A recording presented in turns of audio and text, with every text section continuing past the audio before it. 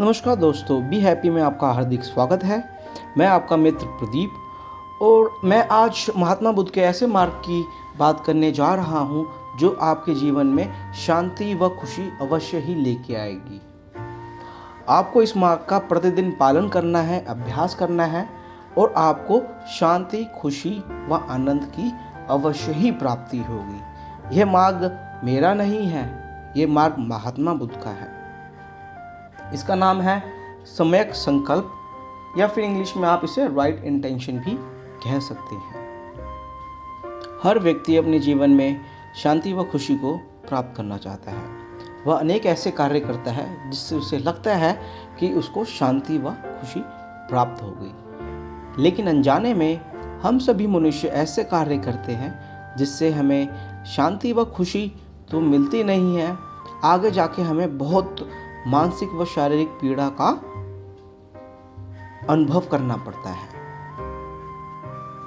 शांति व खुशी प्राप्त करने के लिए महात्मा बुद्ध ने अष्टांग मार्ग लोगों को बताया है। इसमें आज मैं दूसरे मार्ग की बात करने जा रहा हूं जिसका नाम है सम्यक संकल्प या फिर इंग्लिश में आप इसको राइट इंटेंशन कह सकते हैं। महात्मा बुद्ध के अष्टांग मार्ग का यह दूसरा महत्वपूर्ण मार्ग है। इसे सरल भाषा में आप राइट थॉट अथवा सही विचार भी कह सकते हैं। सम्यक संकल्प का उचित रूप से पालन करने से मानव को अत्यंत खुशी व आनंद की अनुभूति प्राप्त होती है।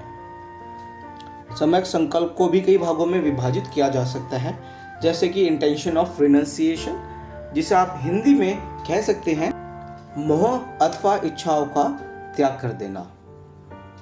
इच्छा का त्याग करने के लिए बुद्ध ने इसलिए नहीं कहा क्योंकि यह गलत है, अपितु महात्मा बुद्ध ने इच्छा को त्यागने के लिए इसलिए कहा गया है क्योंकि मानव के जीवन में दुख का कारण बनती है। आनंद व सुखी जीवन प्राप्त करने के लिए मोह तथा इच्छाओं को त्यागना बहुत आवश्यक माना गया है। बुद्ध यह नहीं कहते कि हर व्यक्ति को गृहस्थ जीवन त्याग कर किसी मठ में चले जाना चाहिए, बल्कि वह इस बात पर जोर देते हैं कि आप गृहस्थ जीवन जीते हुए भी मोह व इच्छा से मुक्त रहें। आपने शायद ऐसे ही कई साधु देखे होंगे जो गृह त्यागने के बाद भी बहुत परेशान रहते हैं, दुखी रहते हैं, उनको बहुत मानसिक पीड़ा होती है। उन्होंने गृह तो त्याग दिया परंतु अपने मोह को नहीं त्याग पाए। तो इस वीडियो में मैं बात करूंगा कि महात्मा बुद्ध ने मोह तथा इच्छाओं को त्यागने के लिए क्या उपाय बताए हैं। इच्छाओं का त्याग करना कोई आसान बात नहीं है। महात्मा बुद्ध ने अपनी इच्छाओं को दबाने को सही नहीं माना। इसका कारण यह है कि अगर आप अपनी इच्छाओं को दबाएंगे तो आप या तो बहुत पीड़ा का अनुभव करेंगे अथवा आप इच्छा मुक्त नहीं हो पाएंगे। तो इसका उपाय क्या है? हम ऐसा क्या कर सकते हैं जिससे हमारे मन में जो समय समय पे अनेक प्रकार की इच्छाएं उत्पन्न होती हैं, हम उससे मुक्ति पा सकें। गौतम बुद्ध कहते हैं, आप अपनी बुद्धि, समझ या फिर इंग्लिश में कहें अंडरस्टैंडिंग से इच्छा मुक्त होने का प्रयास कर सकते हैं। आपका जो ये ज्ञान है यह आपकी बहुत सहायता प्रदान करेगा, आपकी इच्छाओं से मुक्त होने में सहायता करेगा। महात्मा बुद्ध यह कहते हैं कि सबसे पहले हमें इच्छा का स्वरूप जानना होगा कि इच्छा उत्पन्न क्यों होती है। जब हम अपने मन में उत्पन्न होने वाली इच्छा तथा विचार का अनुलोकन करते हैं तथा जब हम ये देखते हैं कि हमारी इच्छा अगर पूर्ण हो या ना हो, हमें शांति की प्राप्ति नहीं होती। अगर हमारी कोई इच्छा पूर्ण हो जाए तो क्षणिक भर या फिर कुछ समय के लिए हमें खुशी मिलती है। याद कीजिए, ऐसे बहुत सारे व्यक्ति आपने देखे होंगे, जब उनका पहला बच्चा होता है तो वो बहुत खुश रहते हैं, बहुत आनंदित होते हैं, कुछ दिनों तक बहुत खुश रहते हैं, लेकिन समय के साथ वह आनंद भी चला जाता है। तो ऐसा नहीं है कि आपको अपने जीवन के कार्य नहीं करने चाहिए या अपने कर्मों का पालन नहीं करना चाहिए, ऐसा नहीं है। बस हमें ये देखना है कि हमारे मन के अंदर जो अनावश्यक रूप से इच्छाएं उत्पन्न होती हैं, हम उससे मुक्ति पा सकें। जब आप अपने ही मन की जांच व पड़ताल करते हैं अपने ज्ञान से, तब आप जानते हैं कि इच्छा उत्पन्न क्यों होती है और अगर इच्छा आपकी पूर्ण भी हो जाए तो भी आप बहुत दिनों तक सुखी व खुश नहीं रह सकते। अगर ये पूर्ण नहीं होती तब भी दुख का अनुभव होता है। आप अपने ही एक्सपीरियंस से याद कीजिए, अपने ही अनुभव को याद कीजिए, जब आपकी बहुत सारी इच्छाएं पूर्ण हुई लेकिन अभी भी वो आपको मानसिक शांति व खुशी नहीं प्रदान करती है। आपके लिए जानना अत्यंत आवश्यक है, अपने अनुभव से इच्छाओं से ही दुख की उत्पत्ति होती है। याद कीजिए, जब आप भूतकाल में दुखी रहे हो, आप स्वयं ही विचार कीजिए उस दुख का क्या कारण रहा था। महात्मा बुद्ध कभी ये नहीं कहते कि उन्होंने जो कहा है वह सही है। वो मनुष्यों को कहते हैं जो मैं कह रहा हूं, आप उसको अपने अनुभव से उसकी जांच पड़ताल कीजिए। जब आप अपने खुद के ही अनुभव से जानेंगे, जो समय समय पर दुख व पीड़ा की अनुभूति हमें होती है, उसके पीछे का कारण मोह तथा हमारी इच्छा व महत्वाकांक्षाएं हैं। जब ये पूर्ण रूप से आप ये स्वीकार कर लेंगे, तब आप धीरे धीरे इच्छा से भी मुक्ति प्राप्त करने लगेंगे। इच्छा से जब हम मुक्ति प्राप्त कर लेंगे, तब हमें खुशी व शांति व आनंद की प्राप्ति होगी। महात्मा बुद्ध कहते हैं, शांति प्राप्त करने के लिए अथवा आनंदमय जीवन जीने के लिए हमारे मन के अंदर लोगों के लिए, अन्य प्राणियों के लिए अच्छी इंटेंशन होनी चाहिए, उचित भावना होनी चाहिए, जिससे उनका कल्याण हो सके। उचित करने की भावना, समाज तथा जीवन में उचित कार्य करने की भावना हमें अनुचित कार्यों से बचाती है। मानव के मन में अनेक प्रकार के विचार तथा भावनाएं उत्पन्न होती रहती हैं। उचित कार्य करने की भावना ही हमें किसी अनुचित कार्य करने से बचाती है। बुरे कार्यों या अनुचित भावनाओं को रोकने के लिए बहुत से लोग बहुत प्रयास करते हैं, लेकिन वह विफल हो जाते हैं। मनुष्य बहुत सारे प्रयास करता है कि उसके मन में अनुचित भावना जागृत ना हो। बुरे कार्य या अनुचित भावना को रोकने के लिए मनुष्य बहुत से विफल प्रयास करता है। तो वह सोचता है कि वह अपने मन के अंदर क्रोध, लालच, ईर्ष्या आदि को दबा के रखेगा तो वह अनुचित कार्य नहीं करेगा। इसका नुकसान क्या होता है, जब ये भावनाएं हमारे मन के अंदर दबी रहती हैं तो एक समय में ये बाहर निकल के आती हैं, जिससे हमारा तथा अन्य प्राणियों का बहुत नुकसान होता है। इससे शारीरिक व मानसिक नुकसान हो सकता है। एक और विफल प्रयास मानव करता है, अपने क्रोध को, गाली गलौज, हिंसा या द्वेष की भावना को अपने मन में रखकर या शारीरिक कर्मों द्वारा क्रोध को लोगों के ऊपर निकाल कर। लेकिन इससे होता क्या है, लोगों से हमारा वैर हो जाता है, लोगों के मन में हमारे लिए द्वेष की भावना उत्पन्न हो जाती है, बहुत से व्यक्ति हमारे शत्रु बन जाते हैं। गौतम बुद्ध इसका उपाय यह बताते हैं कि आप जितना हो सके सभी व्यक्तियों तथा प्राणियों के लिए अपने मन में मैत्री का भाव रखें। इससे आपको अपने मन में उत्पन्न होने वाली अनुचित भावनाओं तथा क्रोध से मुक्ति मिलने में सहायता मिलेगी। मैत्री की जो ये भावना जो आप अन्य प्राणियों के लिए रखेंगे, इसमें अगर आप प्रेम की भावना को भी जोड़ दें तो ये आपके लिए तथा अन्य प्राणियों के लिए अत्यंत कल्याणकारी साबित होगी। मैत्री व प्रेम की ये भावना जो आप अपने हृदय में रखोगे, उसमें आपको एक बात का अवश्य ध्यान देना है कि अगर आप किसी व्यक्ति के प्रति प्रेम की भावना रख रहे हैं, उसमें आपका कोई हित नहीं जुड़ा होना चाहिए। आप अन्य प्राणियों से अहंकार मुक्त होकर निस्वार्थ की भावना से अगर प्रेम करेंगे तो आपको अत्यंत खुशी की प्राप्ति होगी। परंतु यह संभव कैसे हो कि हम दूसरे प्राणियों से निस्वार्थ भाव से प्रेम करें? इसका उपाय गौतम बुद्ध ने यह बताया है। पहला, आप जो है मैत्री और प्रेम की भावना जो आपके मन में है, यह मोह उत्पन्न ना करें। और यह प्रेम जिसकी बात महात्मा बुद्ध करते हैं, वह शारीरिक सुख प्रदान करने वाला प्रेम नहीं है। यह वह प्रेम भी नहीं है जो मोह की उत्पत्ति करे। यह प्रेम मैत्री व निस्वार्थ का है, मोह रहित है, अहंकार रहित है। गौतम बुद्ध कहते हैं, मैत्री व प्रेम की भावना अन्य प्राणियों के रखने से पहले हमें स्वयं के प्रति भी मैत्री व प्रेम की भावना रखनी पड़ेगी। जब तक हम अपने आप से प्रेम नहीं करेंगे तब तक हम संसार में किसी भी व्यक्ति से प्रेम नहीं कर सकते हैं। महात्मा बुद्ध कहते हैं, हमें खुद से प्रेम करना चाहिए, हमें अपनी गलतियों को माफ कर देना चाहिए, क्योंकि मानव बहुत सी गलतियां करता है। हमें अपनी गलतियों से सीखना चाहिए और हो सके तो इसको हम दोहराए ना। ऐसा बहुत ही कम होता है कि व्यक्ति अपने आप से प्रेम करता है।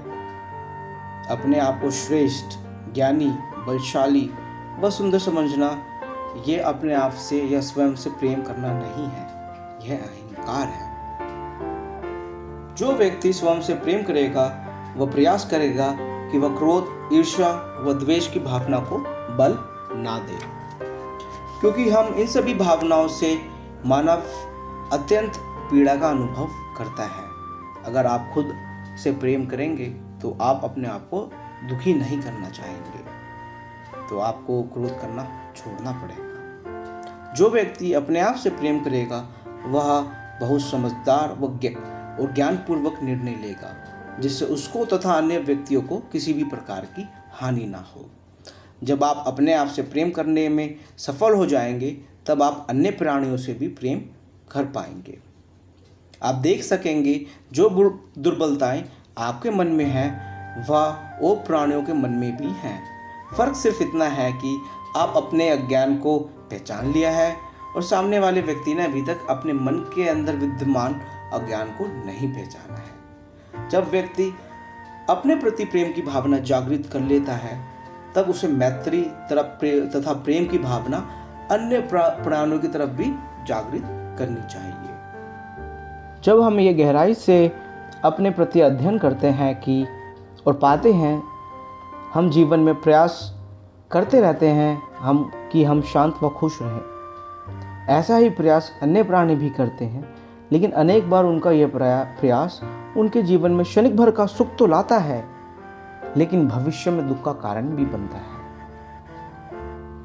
आप ये जानते हैं, हर प्राणी मूलभूत रूप से खुश व आनंदित रहना चाहता है, और आप यह भी जानते हैं कि हम भी हमेशा खुश रहना चाहते हैं, लेकिन हम खुश नहीं रह पाते। उसके पीछे कारण यह है कि हम ऐसी चीज़ों के पीछे भागते हैं जो हमारे दुख का कारण बने। हमें अपने मन में ये भावना रखनी चाहिए कि हर व्यक्ति खुश व शांत रहे। सबसे पहले हमें ये भावना अपने प्रियजनों के लिए रखनी चाहिए, क्योंकि ये बहुत सरल होता है, जैसे कि अपने माता पिता, भाई बहन इत्यादि। फिर इसके बाद हमें मैत्री व प्रेम की भावना रखने का प्रयास अपने मित्रों के लिए करना चाहिए। जब हम इसमें सफल हो जाएं, तब हमें ऐसे प्राणियों के लिए मैत्री व प्रेम की भावना रखनी चाहिए जिससे हमारे कोई विशेष संबंध ना हो, जिसके प्रति हमारे मन में कोई द्वेष का विचार ना हो। जब हम इसमें सफल हो जाएं, तब हमें ऐसे व्यक्तियों के लिए अपने मन के अंदर प्रेम व मैत्री की भावना रखनी चाहिए जिन्होंने हमारा नुकसान करा हो, जिनसे कभी हमारी शत्रुता रही हो। यह आपको क्रमबद्ध तरीके से करना पड़ेगा। पहले अपने मन को आपको ट्रेन करना है कि भैया जो आपके सगे संबंधी हैं उनके प्रति आपके मन में प्रेम की भावना व मैत्री की भावना जागृत हो। फिर मित्रों के प्रति, फिर ऐसे व्यक्ति के प्रति जिन्होंने आपका कभी बुरा ना करा हो। जब आप इसमें सफलता प्राप्त कर लें, तब ऐसे व्यक्तियों के लिए आपको प्रेम की भावना रखनी है जो बहुत क्रोधी हैं, जिन्होंने कभी आपका अनादर करा हो, अपमान करा हो। उनके लिए भी आपको अपने मन में प्रेम की भावना रखनी है। ये बहुत आवश्यक है, जिससे आप शांति व आनंद को प्राप्त कर सकें। हमें अपने मन में यह विचार उत्पन्न करना चाहिए कि हर व्यक्ति खुश रहे, सुखी रहे, शांत रहे। अगर हम ये हमेशा लोगों के लिए कामना करेंगे, हमारी कामना करने से कोई खुश शांत तो नहीं हो सकता, लेकिन हमारे मन के अंदर ये विचार हमेशा उत्पन्न होगा, इससे हमारा मन शांत व खुश रहेगा। हमारे अंदर जो क्रोध है वो खत्म हो जाएगा, हमारे अंदर जो द्वेष की भावना और लोगों के लिए है वो खत्म हो जाएगी। सम्यक संकल्प में महात्मा बुद्ध ने एक मार्ग और बताया है जिसका नाम है द इंटेंशन ऑफ हार्मलेसनेस। इसका अर्थ यह है कि आपके मन के अंदर कभी भी किसी का बुरा न करने का विचार हो। अगर आप अपने जीवन में आनंद व शांति प्राप्त करना चाहते हैं तब आपके मन में किसी भी प्रकार का विचार, मन, क्रम और विचारों से ऐसा नहीं होना चाहिए कि आप किसी की हानि करें। अक्सर यह देखा गया है, बहुत से ऐसे व्यक्ति होते हैं जो शारीरिक रूप से हिंसा नहीं करते परंतु मन व विचारों में वह बहुत हिंसा करते हैं। वो किसी से लड़ाई दंगा नहीं करते हैं लेकिन मन ही मन किसी न किसी को गाली देते रहते हैं। अगर आप अपने मन व विचारों में भी अहिंसा का पालन करेंगे तो आपको शांति व आनंद की अनुभूति अवश्य ही होगी। अगर आपके मन में करुणा के विचार जागृत होते हैं तो स्वतः ही आपका मन शांत हो जाएगा। लेकिन करुणा अपने आप ही मन में उत्पन्न नहीं होती है, कभी कभार यह स्वतः ही उत्पन्न हो जाती है। लेकिन अगर आप ये चाहते हैं कि करुणा आपके मन में दीर्घ काल तक निवास करे तब आपको ये प्रयत्न करना चाहिए और बिना प्रयत्न करे आपके मन में करुणा का निवास संभव नहीं होगा। करुणा क्या होती है और करना क्यों आवश्यक है? करुणा ही आपको शांति और खुशी प्रदान करेगी। सरल भाषा में आप इसको अंडरस्टैंडिंग भी कह सकते हैं। आप ये जानते हैं कि हर व्यक्ति को कभी न कभी मानसिक पीड़ा उत्पन्न होती है और आप यह भी जानते हैं, जान गए होंगे, किसी न किसी रूप में हर प्राणी को कभी न कभी दुख होता ही है। आपको यह जानना बहुत आवश्यक है कि हर प्राणी अक्सर मानसिक पीड़ा का अनुभव करता है। बहुत सारे ऐसे लोग होते हैं जो ऊपर से तो खुश दिखते हैं लेकिन अंदर ही अंदर बहुत पीड़ा का अनुभव कर रहे होते हैं। जब ये आप जान जाएंगे तब आपके भीतर करुणा जागृत होगी। आप यह भी जानते हैं कि हर प्राणी पैदा होता है, बड़ा होता है, बीमार होता है और उसके बाद अपना शरीर त्याग देता है। इस प्रक्रिया में मानव बहुत बार सुख व दुख का अनुभव करता है। अगर आपका मन इस बात को स्वीकार ले तब आपके हृदय में करुणा या फिर अंडरस्टैंडिंग का जन्म होगा और यही ज्ञान आपको शांति प्रदान करेगा। क्योंकि आप अपने ही ज्ञान से, अपने ही अनुभव से आप ये जानते हैं कि हर व्यक्ति पीड़ा का अनुभव करता है और उसके प्रति दया का भाव ही करुणा है। अगर आप अपने मन को करुणामयी बनाना चाहते हैं तो आपके लिए जानना अत्यंत आवश्यक है, जो व्यक्ति आपको बाहर से सुखी व खुश दिख रहे हैं, जिन्होंने किसी भी प्रकार से धन अर्जित किया है, वह भी अंदर से कभी ना कभी दुखी रहते होंगे। जो व्यक्ति गलत तरीके से धन अर्जित करता है उसको भी उसका फल का भुगतान करना पड़ता है किसी न किसी रूप में। आप जब इस बात को जान लेंगे तो ऐसे व्यक्तियों के लिए भी आपके हृदय में दया का भाव होगा और इससे आपका मन करुणामयी बनेगा। हर व्यक्ति खुश रहना चाहता है, हर व्यक्ति दुख से दूर रहना चाहता है। खुश रहने के लिए वो बहुत से अनेक प्रकार के कर्म करता है। आपको हमेशा यह याद रखना चाहिए, बहुत बार लोगों की आपसे कोई वैर नहीं होता, परंतु सुख व खुशी की प्राप्ति हेतु वह कई बार ऐसे कार्य कर देते हैं जाने अनजाने में जिससे अन्य प्राणियों को हानि होती है। ऐसे व्यक्तियों को आप क्षमा कीजिए। जब ऐसे व्यक्तियों के प्रति आपके मन में वैर नहीं होगा तब आपको आनंद व सुख की प्राप्ति होगी। मैंने आपको गौतम बुद्ध के विचार अभी बताए हैं, जिसका अगर आप नित्य ही पालन करेंगे और अभ्यास करेंगे उससे आपका मन शांत रहेगा। आप नित्य ही करुणा, क्षमा, दया और अच्छे विचार, उचित विचार का पालन कीजिए।